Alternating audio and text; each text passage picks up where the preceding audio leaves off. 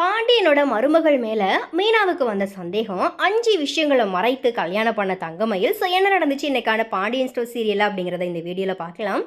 So பாண்டியனை பொறுத்த வரைக்கும் தன்னோட பேச்சை கேட்டு சரவணன் வீட்டில் பார்க்குற பெண்ணை கல்யாணம் பண்ணதுனால சரவணன் அண்டு தங்கமயில் தான் வசதி அப்படிங்கிற மாதிரி ஓவராக பெருமை பீத்திக்குவார். ஆனால் மீனாண்டு ராஜி வந்ததுக்கு அப்புறமா தான் பாண்டியனோட குடும்பமே களை கட்டி சந்தோஷமாக இருக்கிறாங்க.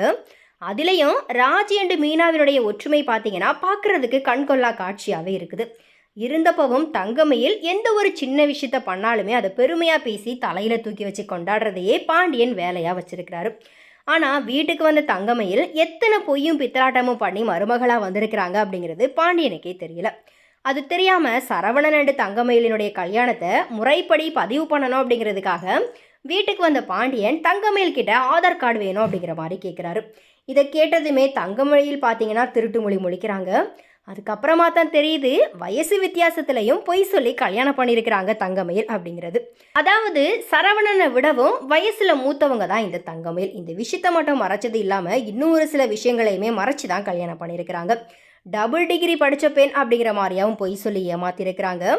அத்தோட போட்ட நகை எல்லாமே கவரிங் நகை அப்படிங்கிறது தெரியாத அளவுக்குமே பித்தலாட்டம் பண்ணியிருக்கிறாங்க. போதாததுக்கு அப்பா அம்மா எந்த வேலையுமே பார்க்காம வெட்டியாக தான் வீட்டில் இருக்கிறாங்க. ஆனால் தங்கமயிலினுடைய அப்பா ஏதோ பிஸ்னஸ் பண்ணுறாரு, பெருத்த லாபத்தை சம்பாதிச்சுட்டு வராரு அப்படிங்கிறதுக்கு ஏற்பவும் பொய் சொல்லியிருக்கிறாங்க. அது மட்டும் இல்லாமல் வீட்டை சுற்றி நிறையவே கடன் வாங்கி அதை கொடுக்க முடியாமல் பக்கத்தில் இருக்கிறவங்க கிட்ட சண்டை போட்டு அடாவடித்தனமும் பண்ணிட்டு வராங்க. ஜாதக பொருத்தமே இல்லாமல் பொருத்தம் பொருந்தி இருக்குது அப்படிங்கிற மாதிரி பொய் சொல்லி தங்கமயிலோட அம்மா பார்த்தீங்கன்னா ஏமாற்றி கல்யாணம் பண்ணி வச்சுருக்கிறாங்க.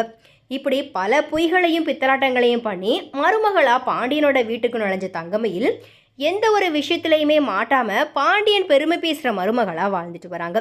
இப்போ ஆதார் விஷயத்துலையும் எப்படி சமாளிக்கிறதுன்னு தெரியாமல் தங்கமயில் பார்த்தீங்கன்னா ஆதார் கார்டு என்னுடைய அம்மாவோட வீட்டில் இருக்குது அப்படிங்கிற மாதிரி பதற்றத்தோட போய் சொல்லியிருக்கிறாங்க. இதை பார்த்த மீனா ஏதோ தப்பாக தெரியுதே, தங்கமயில் அக்கா எதையோ மறைக்கிறாங்களே அப்படிங்கிறத புரிஞ்சுக்கிறாங்க. ஆனாலும் மீனா என்ன சொன்னாலுமே இந்த விஷயங்களை எல்லாமே அந்த வீட்டில் ஏற்றுக்கவே மாட்டாங்க. பிகாஸ் அதில் எந்த ஒரு பிரயோஜனமும் இல்லை. அதனால் ஏற்பட்ட சந்தேகத்தை மறுபடியும் செந்தில்கிட்ட மீனா சொல்கிறதுக்குமே வாய்ப்பு இருக்குது. ஆனால் செந்திலுமே பார்த்தீங்கன்னா இதை காது கொடுத்து கேட்க மாட்டார். கடைசியில் ராஜிக்கிட்ட சொல்லும்போது தான் ராஜி மீனா சொல்கிறதுல எதனா உண்மை இருக்கும் அப்படிங்கிற அர்த்தத்தை புரிஞ்சுக்கிட்டு தங்கமேல் பற்றின விஷயங்களை சேர்த்து கண்டுபிடிக்கிறதுக்குமே வாய்ப்பு இருக்குது.